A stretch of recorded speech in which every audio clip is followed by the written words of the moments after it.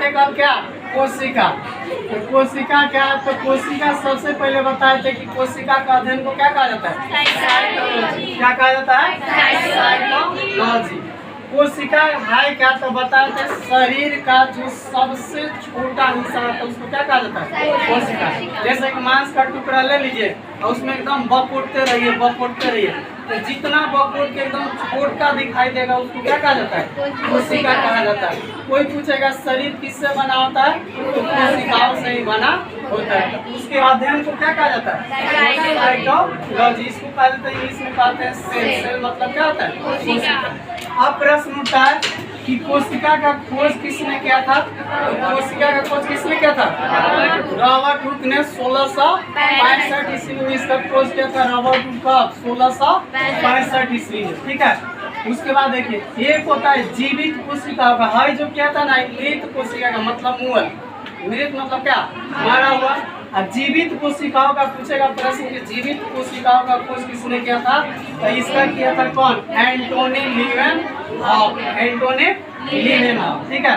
आप पूछे इसका सिद्धांत किसने दिया था, तो सिद्धांत दिया था स्लाइडेन और स्वान। स्लाइडेन और स्वान क्या दिए थे, ये सिद्धांत दिए थे। कोशिका डायरेक्ट पूछे क्वेश्चन कि कोशिका का सिद्धांत किसने दिया था, तो स्लाइडेन और कौन, स्वान।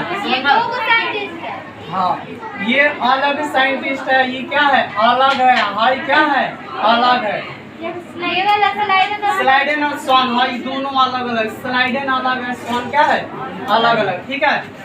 अब प्रश्न पूछा सबसे छोटी कोशिका किसमें पाई जाती है, तो ये सबसे छोटी किसको कहा जाता है, माइक्रोप्लाज्म। सबसे छोटी किसको, माइक्रोप्लाज्म।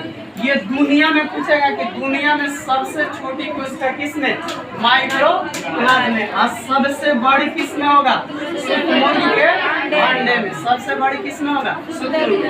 अब इधर हम देख सकते हैं कि मनुष्य में सबसे बड़ी कोशिका किसमें पाई जाती है, तो मनुष्य में सबसे छोटी कोशिका पाई जाती है, किसमें पाई जाती है, स्पर्म में। सबसे छोटी किसमें पाई जाएगी, स्पर्म। इसी स्पर्म को यानी मेल गेमिट, कोई पूछेगा ना मेल गेमिट किसको कहा जाता है, तो मेल गेमिट कहा जाता है किसको, यानी स्पर्म को। अब फीमेल गेमिट पूछेगा तो किसको कहा जाता है, ये कहा जाता है आपको अंडाणु को, फीमेल। तो सबसे बड़ा किसमें होता है, यानी मानव में पूछेगा सबसे छोटा तो बताइए किसमें, स्पर्म में। और मानव में सबसे बड़ा पूछेगा तो किसमें बताएगा, अंडाणु, ठीक है। पूरा दुनिया पूछेगा ये। अब पूछेगा कि सबसे लंबी कोशिका किसमें पाई जाती है, भाई सबसे दुनिया में होगा, और ये मनुष्य में होगा, जीव में होगा, ठीक है। और सबसे लंबी कोशिका किसमें पाई जाती है, न्यूरॉन। न्यूरॉन किसका भाग है, कौन बताएंगे, न्यूरॉन जो होता है मस्तिष्क का भाग होता है, ठीक है। न्यूरॉन किसका भाग होता है, मस्तिष्क। तो सबसे लंबी जो होता है ये किसमें होगा, मस्तिष्क में।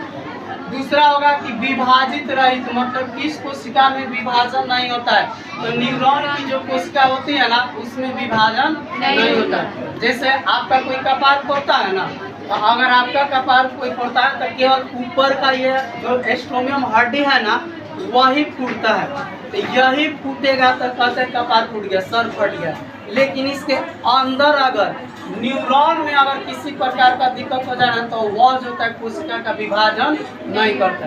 कोशिका का विभाजन कहने का मतलब क्या होता है कि अगर कोशिका विभाजन एक कोशिका से कब बनाएगा, दो। जैसे मान लीजिए जा रहे हैं, कुत्ता काट के अपना मांस लेके भाग गया, तो भाग गया तब जिस स्थान पर काटा वहाँ पर तो आपका गड्ढा हो गया, वहाँ की कोशिकाएं क्या हो गई, मर गई। अब यहाँ की कोशिकाएं मर गई या जख्म हो गया तो गड्ढा हो गया, जो कोशिकाएं मर गई। अब कोशिकाएं मर गई तो क्या इसी तरह ये गड्ढा रहेगा, नहीं रहेगा।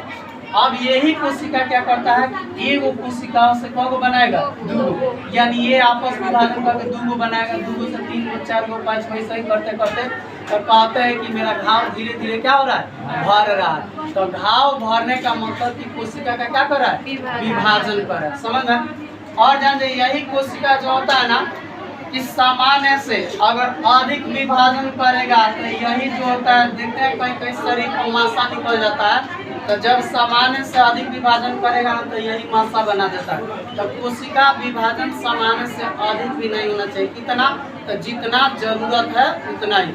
हमारे शरीर में उतना ही कोशिका का विभाजन होता है जितना आपको क्या पड़ती है, आवश्यकता पड़ती है।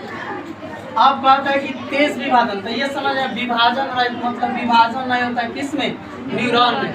मस्तिष्क स्टोमियम की हड्डी अगर फूट जाए अंदर, मान लीजिए कोई कपार दू आधा ना कहते मार के दू आधा कर देगा, तो दू आधा का मतलब कि हो गया, तो वो अभी आपको टूटने का नाम, जुड़ने का नाम नहीं लेगा, यानी वही ब्रेन कैंसर होगा, धीरे धीरे व्यक्ति का हो जाएगा, समाप्त हो जाएगा।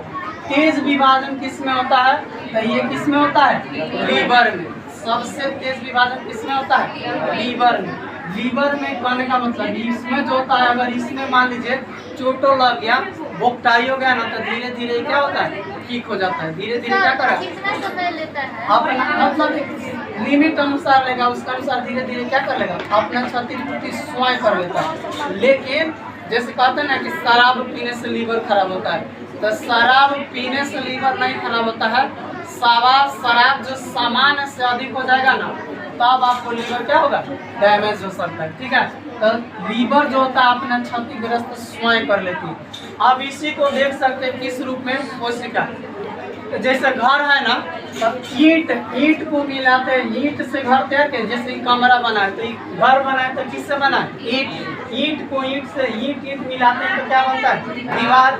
और दीवार को आपस में जोड़ेंगे तो क्या बनेगा, कमरा।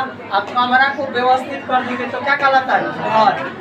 अब इसमें भी बहुत सारा चीज़, मतलब ईंटें नहीं तो ईंट के बाद सीमेंट भी होता है, बालू भी होता है, बहुत सारी चीज़ होते हैं। तो इस तरह ईंट आपस में मिलाएगा तो कमरा, दीवार भी बनेगा तो दीवार व्यवस्थित होने चाहिए। ई ना कि एगो दीवार यहाँ बना दिए, एगो दीवार कहाँ बना दिए, इधर बना दिए, एगो दीवार कुछ दूर पर ले जाकर बनाए, तो क्या कमरा कहलाएगा, नहीं कहलाएगा, व्यवस्थित। जैसे मान लीजिए हमारा शरीर, हाथ भगवान यहाँ देना है, यही ना दिए, अब मान लीजिए यहाँ से हाथों भड़का के यहाँ लगा दे, तो ये काम करेगा। यहाँ से हटा क्या कर दे, यहाँ लगा। नाक दिए यहाँ से हटा के पीछे लेके चले जाए, तो ये होगा, मतलब वो भी होना चाहिए क्या, व्यवस्थित होना चाहिए। तो ये हो जाएगा दीवार, और यही दीवार को आपस में करेंगे कमरा, और कमरा को आपस में मिला देंगे तो क्या करेंगे, ठीक उसी प्रकार यहाँ समझ सकते हैं। कोशिकाएं जब आपस में मिलती है तो किसका निर्माण करती है, ऊतक का। और ऊतक जब आपस में मिलते हैं तो किसका निर्माण करते हैं, अंग का। और जब अंग यानी आपस में सब अंग को व्यवस्थित रूप से जब जोड़ेंगे तो क्या कहलाएगा, यानी शरीर। इसी को कहा जाता है, यानी एक जीव का निर्माण कर देगा। तो ये लगभग क्या होती है, कोशिका।